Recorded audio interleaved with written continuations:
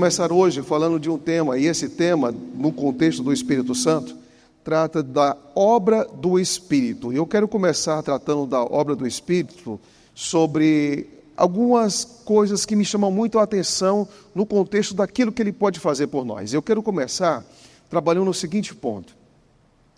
Algumas guerras ou batalhas nos chamam muito a atenção durante a história da humanidade. Há uma guerra, por exemplo, a Guerra de Maratona, que foi a rebelião dos atenienses, dos gregos, em relação ao Império Persa.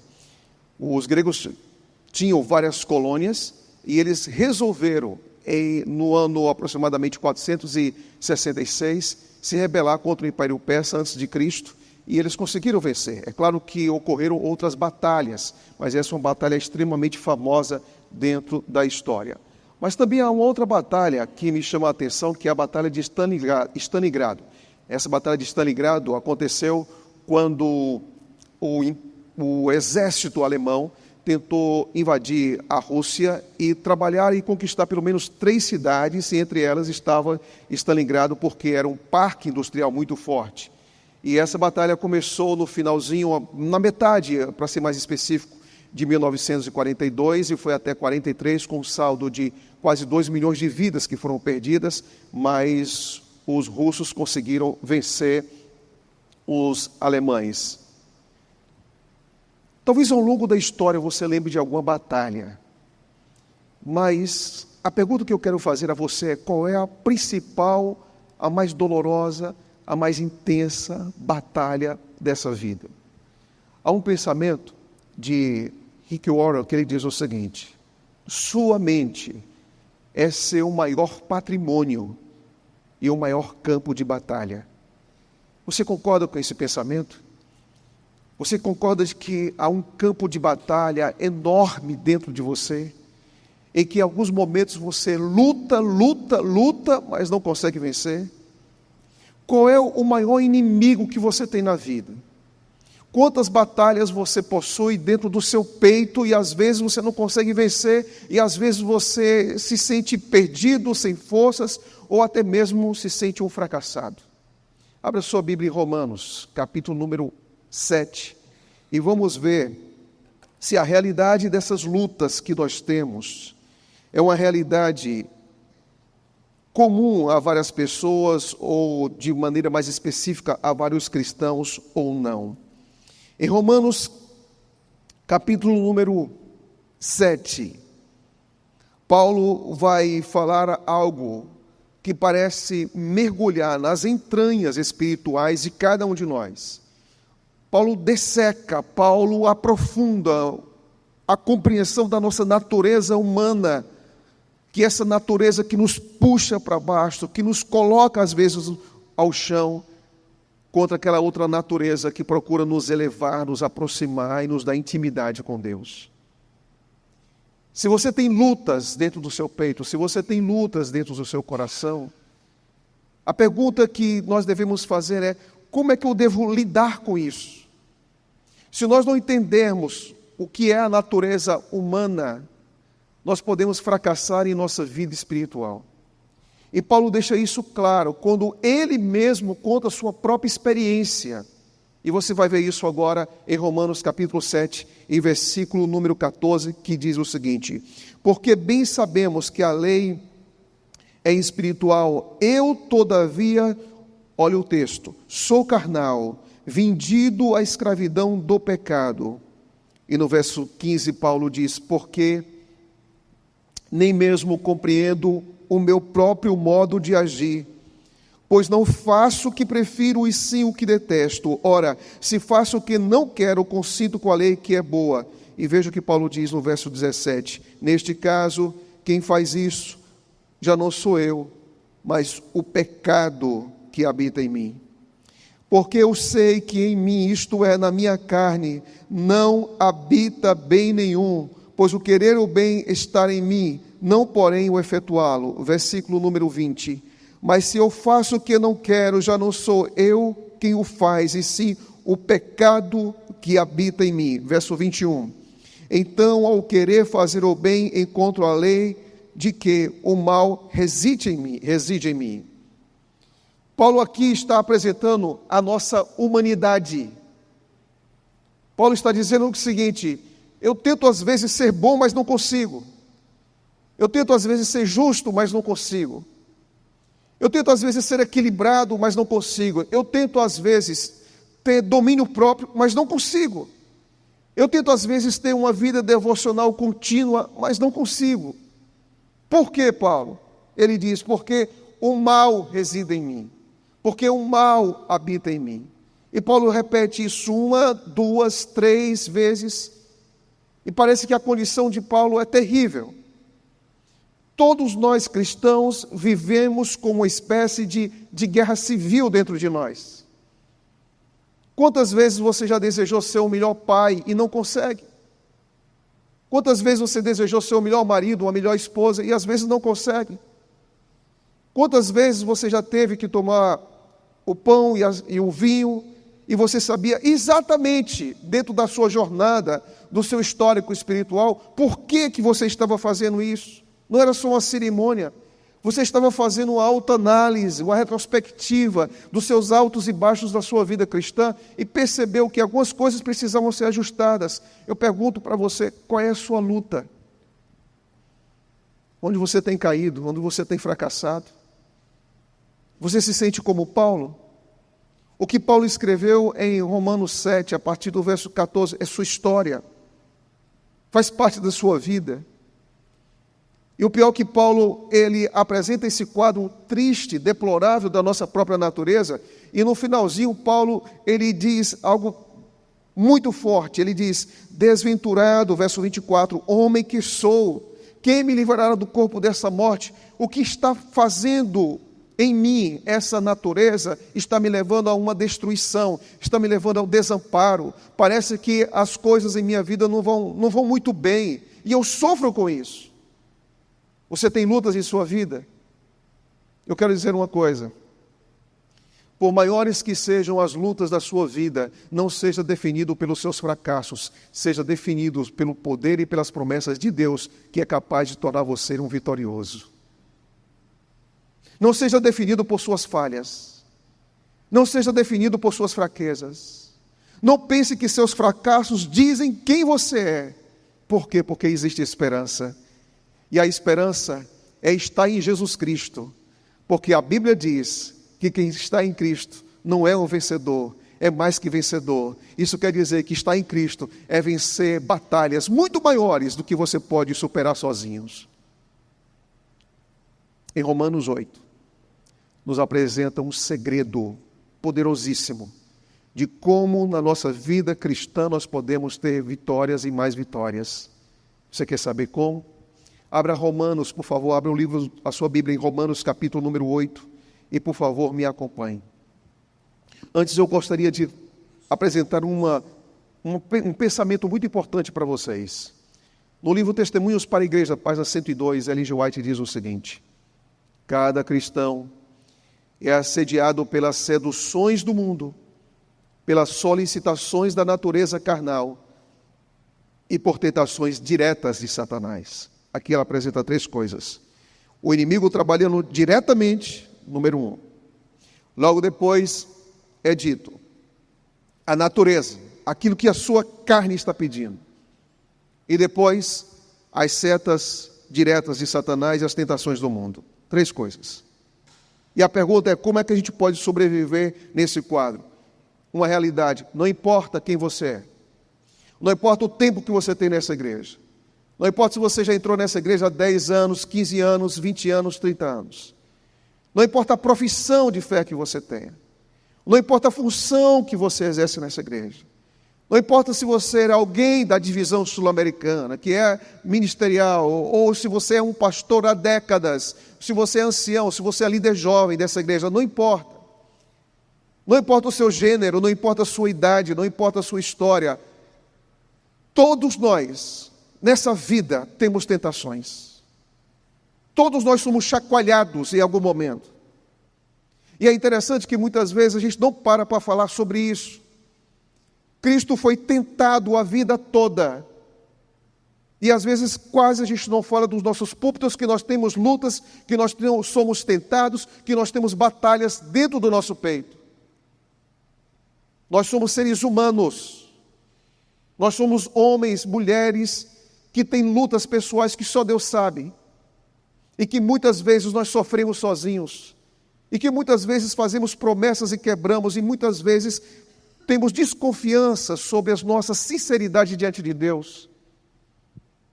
O que às vezes tem puxado você tanto para baixo, tem colocado você no chão, tem colocado você numa condição de você olhar no espelho e se sentir que é um fracassado? As tentações estão aí 24 horas nos cercando. E a pergunta que deve ser feita é: como eu posso sair de uma vida rendida a uma condição de fracasso para ter a vida vitoriosa que Deus prometeu para mim? Nós vamos perceber algo. No livro Testemunhos para a Igreja também diz o seguinte: não importa qual tenha sido a nossa experiência, não importa quão elevada a nossa posição, precisamos vigiar e orar continuamente. Temos de ser diariamente guiados pelo Espírito de Deus ou havemos de ser dirigidos por Satanás. Então aqui vem um segredo. Qual é o segredo? O segredo é uma vida dirigida diariamente pelo Espírito Santo. E Ele prometeu dirigir a sua vida. Ele prometeu dirigir os seus passos. Ele prometeu segurar em suas mãos. E Ele prometeu dar força suficiente para que a gente consiga caminhar nessa vida cristã de cabeça erguida e não uma vida de insegurança e não de medo. Para isso, a pergunta que deve ser feita é: como nós podemos ter certeza de que essa promessa, de que a caminhada com o Espírito pode ser diária e nós podemos vencer essas tendências tão fortes, tão comuns em nosso coração? Paulo responde isso. Você sabe qual é o capítulo da Bíblia mais poderoso no sentido de apontar para a obra do Espírito Santo? É o capítulo 8 de Romanos. Nesse capítulo, Paulo vai falar de Espírito 21 vezes. Mas só que ele começa falando de Cristo. Olha o que Paulo diz, Romanos 8:1. Agora, pois, nenhuma condenação há para os que estão em Cristo Jesus. Vida cristã não é passado. Vida cristã não é ontem. Evangelho é presente. Evangelho é agora. E Paulo está dizendo, agora. Não importa como foi sua vida ontem, não importa como foi sua vida semana passada, o que importa é agora. A gente pode ter péssimas lembranças da nossa vida, mas o Evangelho nos faz viver o presente, agora. E o Evangelho diz que agora, se você está em Jesus Cristo, nada pode condenar você. Nem seu passado, nem seus ex-amigos, nem o inimigo, nem sua natureza pecaminosa. Nada pode nos condenar se estamos em Jesus Cristo, nosso Senhor. Absolutamente nada. Só que Paulo também diz uma coisa. Como é que nós estamos em Cristo? Nós estamos em Cristo quando o Espírito Santo está em nós. Quando o Espírito Santo não é um hóspede temporário. Escuta, se você quer ter uma vida vitoriosa, cristã, não permita que o Espírito Santo seja um hóspede temporário. Se você quer ter uma vida cristã poderosa, o Espírito Santo não pode ser um hóspede temporário. Ele precisa ser um morador permanente em sua vida. E Paulo vai apontar isso. E você pergunta, o que Paulo diz em Romanos 8, que é tão poderoso para a minha vida? Paulo vai dizer algumas coisas. Primeiro, Paulo vai dizer em Romanos 8, verso 2, que o Espírito Santo nos liberta da escravidão. O que é que está te escravizando? O que é que está escravizando você? Pornografia? O que é que está escravizando você? Um temperamento explosivo, descontrolado? O que é que está escravizando você? É uma vida que não tem controle financeiro? O que está escravizando você? É que você sai de um relacionamento atrás do outro? Você está viciado em mentira, em corrupção, o que está escravizando você? Talvez você não tenha poder para libertar-se, mas Deus tem poder para libertar você. Porque o texto diz que o Espírito Santo nos liberta da escravidão. O Espírito Santo nos capacita a obedecer à lei. E permita dizer algo, Deus pede algo que você não pode dar. Peraí, pastor, não estou entendendo. Deus pede algo para mim que eu não posso dar, não pode. Tudo o que Deus pede a você, você só pode dar se Ele estiver em você. Tudo que Deus pede a mim, eu só posso dar se eu estiver nele. Ele me pede pureza, eu não posso dar, mas se eu estiver em Jesus Cristo, eu posso dar pureza para Deus. Ele me pede fidelidade, eu não posso dar, mas se o Espírito estiver habitando em mim, eu posso dar fidelidade.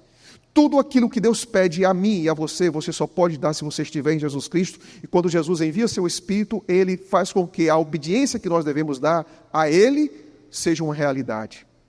Outro detalhe, é o Espírito Santo que nos santifica. É o Espírito Santo que habita em nós. É interessante que em Romanos 7, Paulo vai dizer 3 vezes, o pecado que habita em mim, o pecado que habita em mim. Mas, por favor, me acompanhe na leitura. Olha o que diz em Romanos 8, versículo 9. Vós, porém, não estáis na carne, mas no Espírito, se de fato o Espírito de Deus habita em vós. E se alguém não tem o Espírito de Cristo, esse tal não é dele. Paulo aqui está dizendo que seu coração, a sua mente é a habitação do Espírito. E quando o Espírito habita em nós, ele também faz uma outra obra.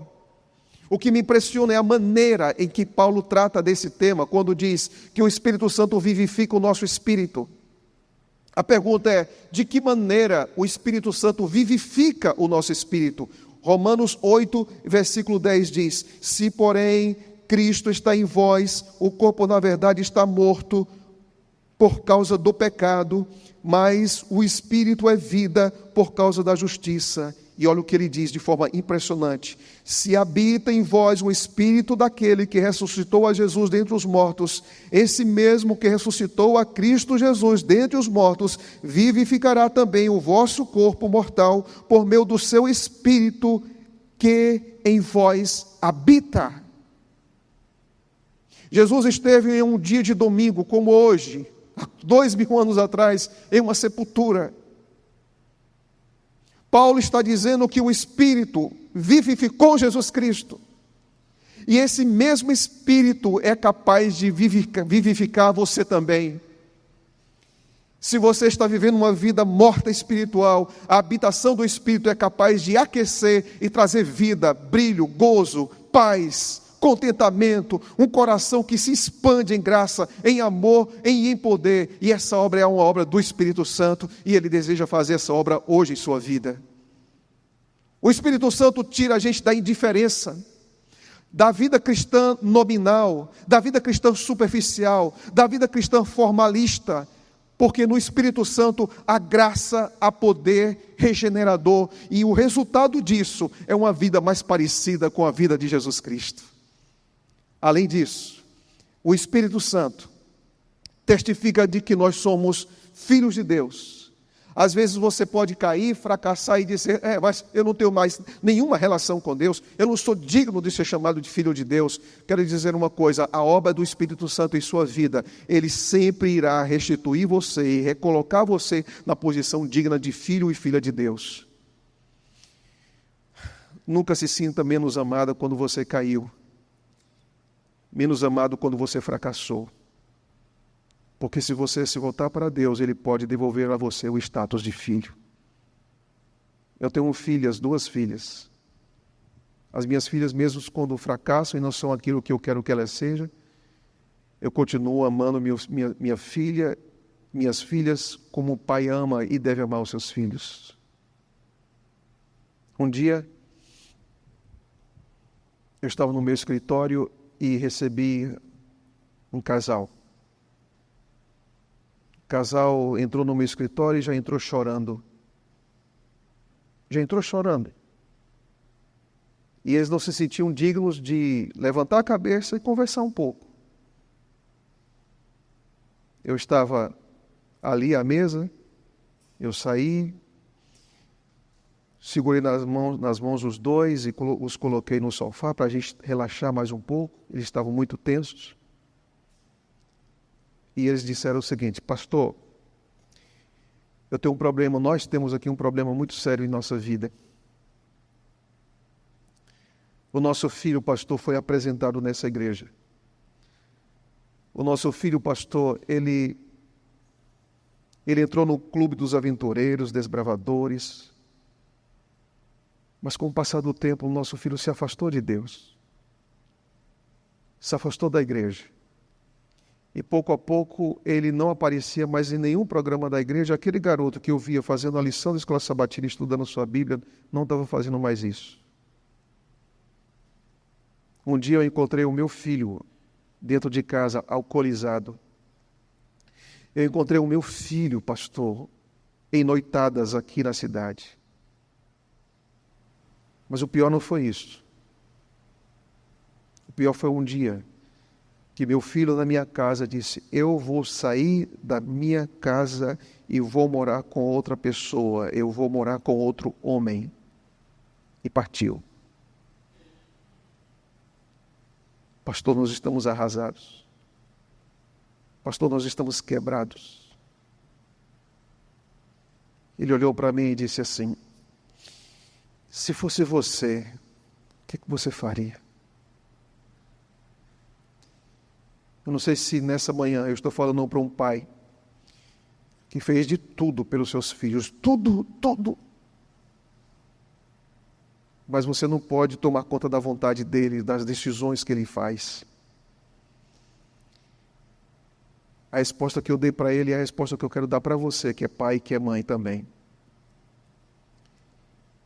Quando nós temos crises e parece que as coisas somem e desaparecem das nossas mãos, que a gente não tem mais controle, especialmente em relação aos filhos, você pode fazer duas coisas. Pai que é pai nunca vai deixar de fazer duas coisas.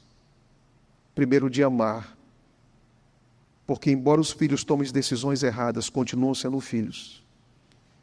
E a segunda coisa é que você não pode parar de interceder pelos seus filhos. Nessa manhã eu estou falando para algum pai, para alguma mãe que está carregando um fardo terrível no seu coração. Em nome de Jesus, continue amando o seu filho e continue intercedendo por ele, porque Deus vai fazer milagres em sua casa. 2 anos depois, eu voltei para aquela cidade. Estávamos em um grande evento da igreja. De repente eu vi um casal também correndo em minha direção, e era aquele mesmo casal de 2 anos atrás. 2 anos atrás. E eles vinham novamente emocionados, mas o motivo das suas emoções era diferente. O pai disse: pastor Lucas, lembra daquela conversa? Lembra daquele dia pela manhã, naquele sofá, que a gente se ajoelhou naquele tapete, nós oramos juntos, lembra? Eu nunca deixei de orar, de interceder pelo meu filho. Quero dizer uma coisa, pastor. Meu filho voltou para casa. Meu filho voltou para a igreja. E meu filho acabou de ser rebatizado. Deus pode fazer muito mais do que você imagina na vida de pais que amam, de pais que intercedem e de cristãos que acreditam que as promessas de Deus são reais. Deus é poderoso para cumprir cada palavra que saiu da sua boca. Nada nesse mundo é mais forte do que aquilo que Deus é capaz de fazer em nossas vidas. Nada. Paulo deixa isso muito claro quando diz que o Espírito nos assiste em nossas fraquezas. Quais são suas lutas? Quais são suas fraquezas? Que você reconhece, que você admite. Fraqueza não é sinônimo de vida derrotada. Fraqueza pode ser o primeiro passo para admitir que a única forma de superá-las é agarrando no braço do Deus Todo-Poderoso. Quando nós olhamos para o capítulo número 8, Paulo diz que o Espírito intercede por nós, porque nós temos 10 dias de oração, mas a gente não sabe, se nós pegássemos uma lanterna e colocássemos dentro do nosso coração sozinhos, nós não íamos descobrir quais eram as necessidades mais profundas da nossa alma, mas o Espírito Santo sabe do que nós precisamos. Quantas vezes a gente está pedindo algo que não é exatamente aquilo que nós precisamos, mas o Espírito intercede por nós. E quando o Espírito intercede por nós, é como se ele estivesse dizendo: você está pedindo isso, mas o que você mais precisa é isso. e Ele intercede por nós por gemidos inexprimíveis. Aleluia. Nós não somos desamparados, nós não somos esquecidos, nós somos lembrados e Deus está atuando em nossa vida para que todos os dias a gente retorne para os seus braços. Há um pensamento que me chama muito a atenção, que é essa obra fantástica que o Espírito Santo faz. O Espírito é dado como agente de regeneração para tornar eficaz a salvação operada pela morte de nosso Redentor. O que é que o Espírito Santo faz? Aquilo que Cristo fez na cruz, o Espírito coloca em sua vida. O que é que Cristo fez na cruz? O dom máximo de Deus para resgatar o ser humano do pecado. Tudo o que aconteceu na cruz, o Espírito se dirige a um endereço. O endereço é sua mente, é o seu coração. Então isso quer dizer que o Espírito nos faz lembrar da cruz, daquela sexta-feira fatídica, pesada de Jesus Cristo, daquelas ruas estreitas, daquelas frases escarnecedoras, do abandono dos seus discípulos, do seu corpo banhado de sangue. É esse Jesus que não voltou atrás por sua causa. É esse Jesus que recebeu os pregos por sua causa. É esse Jesus que foi até o Monte Calvário por sua causa. É esse Jesus que resistiu quando alguém disse, desça daí se você é filho de Deus. Ele ficou lá porque é filho de Deus. Ele ficou lá porque não desistiu de você. E ele esteve lá, mas as promessas da cruz se tornaram realidades em nossa vida quando nós abrimos pela primeira vez o nosso coração ao Espírito Santo, porque tudo aquilo que Cristo fez na cruz, o Espírito Santo coloca em sua vida. Aleluia. Olhando para essa realidade, você pode dizer, não, pastor, mas às vezes eu me sinto tão desamparado, mas tão desamparado. Você pode até se sentir, mas isso não é verdade. Você sabe por quê? Por causa desse pensamento aqui, gente. O Espírito Santo nunca desampara uma alma que está olhando para Jesus. Aí da sua casa, você pode dizer amém? Amém? O Espírito Santo nunca desampara uma alma que está olhando para Jesus. Ele toma do que é de Cristo, mostra-o àquele que procura. E se o olhar se mantiver fixo em Jesus, a obra do Espírito não cessará até que a alma seja moldada à sua imagem. Ele não vai parar de trabalhar em você. Romanos 8 é um dos capítulos mais impressionantes da Bíblia, que me chama muito a atenção quando Ellen G. White comenta essa obra do Espírito. Pela graciosa influência do Espírito, o pecador é transformado no Espírito e no propósito até tornar-se um com Cristo. Ele não vai deixar de trabalhar em você. Quando as coisas não forem como você espera em sua vida, não desanime, porque o Espírito está trabalhando em você. E nem por um minuto ele vai abandonar as obras de suas mãos. Nem por um minuto. Quando Paulo descreve tudo isso, o desespero em Romanos 7, a garantia da obra do Espírito em Romanos 8, como é que Paulo termina Romanos 8? Com perguntas. E quais são essas perguntas? Paulo pergunta, se o Espírito Santo habita, se ele nos assiste, se ele nos ressuscita espiritualmente, se ele nos faz guardar a lei, se ele é capaz de nos transformar à imagem de Cristo, a pergunta é, se Deus é por nós, quem será contra nós? Satanás pode vir com suas investidas. A sua natureza pode clamar pela independência de Deus. O mundo pode vir com suas ilusões. Mas se Deus é por você, quem será contra você?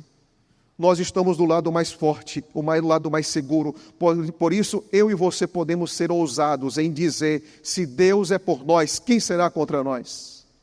Pela graça de Cristo, pela habitação do Espírito, nós somos mais fortes do que as tentações de Satanás, do que a nossa natureza pecaminosa e do que a influência do mundo. Você sabe por quê? Porque se Deus é por nós, quem será contra nós?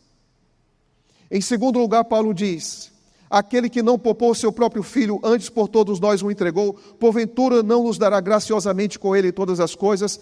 Cristo é o nosso maior dom. Se Cristo é o nosso maior dom, não existe nada maior do que Deus possa nos dar, além de Jesus Cristo, na cruz do Calvário.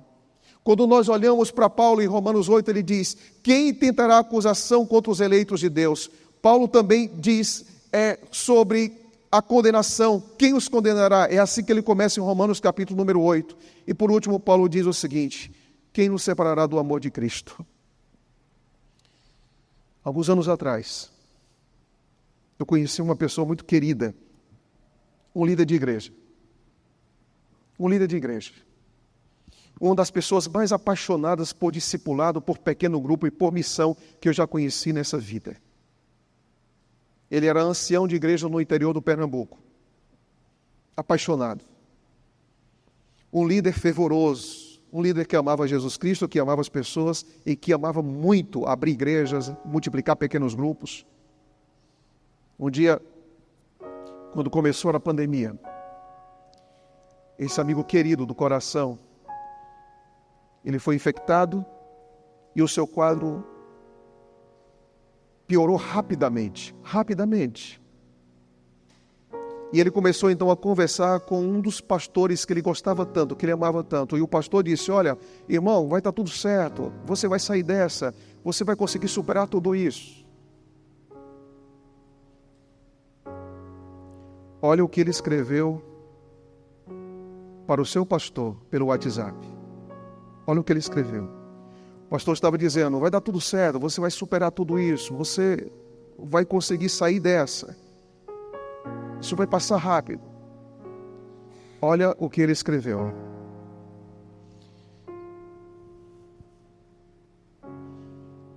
Você vai ficar bem em nome de Jesus. Quer ver a resposta? Seja feita a vontade de Deus, pastor. Estou pronto. Quem aqui nessa vida dá segurança para a gente, hein? Você vai passar as mais duras e difíceis e negras tempestades nessa vida. Talvez em alguns momentos você sangre. Talvez você passe por momentos assim de cargas tão pesadas que você não tem forças para continuar. De onde vem a convicção de alguém que escreve para outra pessoa, a alguns passos da morte, a convicção para dizer: seja feita a vontade de Deus, se tiver que descansar agora, eu estou pronto. De onde vem essa segurança? Essa segurança é fruto de quem está em Jesus Cristo. Jesus não está dizendo que você não terá dias difíceis. Jesus nunca disse que você não teria lutas. Jesus nunca disse para você que você não teria forças trabalhando contrariamente à sua própria natureza. Ele nunca prometeu isso. Mas Ele prometeu que nos dias mais difíceis Ele estaria perto de você. Nos dias mais escuros Ele seria a sua luz. Nos dias mais instáveis e inconstantes Ele seria a sua rocha. Nos dias mais difíceis de superar as lutas dessa vida Ele seria a sua força. Nós não podemos jamais dizer de nós mesmos e para nós mesmos o que Ele disse. Mas pela graça de Cristo, pela habitação do Espírito, nós podemos dizer, apesar de tudo que nós podemos passar nessa vida, apesar das tentações de Satanás, das ilusões desse mundo, e apesar da nossa própria natureza, pela habitação, pela obra, pelo poder do Espírito, nós podemos dizer: estou pronto. Isso não vem de nós mesmos. Isso vem de uma certeza de que o Espírito Santo não é um morador parcial da nossa vida, não é um hóspede que está passando de passagem, que no dia seguinte vai embora. O Espírito Santo tem que fazer morada aí dentro de você. Em nome de Jesus Cristo, peça ao Espírito para tirar tudo aquilo que está dentro de você, que o separa dele. Em nome de Jesus, peça ao Espírito para não parar de fazer a obra em sua vida. Em nome de Jesus, peça ao Espírito para ressuscitar cada área da sua vida espiritual. Peça ao Espírito para colocar convicção no seu coração. Peça ao Espírito para não viver uma vida de medo, de ansiedade, de fugas, mas peça ao Espírito para viver uma vida de segurança, e Ele vai dar isso para você. E hoje você pode dizer: em Jesus Cristo eu estou pronto. Você crê nisso? Onde você estiver, diga: pastor, eu creio nisso, pastor. É só pela graça e pelo poder de Deus, pastor, eu creio nisso. Nesse momento nós vamos ouvir uma música. Que o Espírito continue falando ao seu coração. E sabe que Romanos 8 fala daquilo que Ele, o Espírito, pode fazer em você hoje. Não desista de você, porque o Espírito não está desistindo de você hoje. E tenha essa certeza. A certeza de que se Deus é por nós, quem será contra nós? Spurgeon disse algo que me chamou muita atenção. Spurgeon disse: clamemos ao Espírito de Deus, que nos faça e nos mantenha vivos para Deus, fiéis ao nosso ofício e úteis à nossa geração.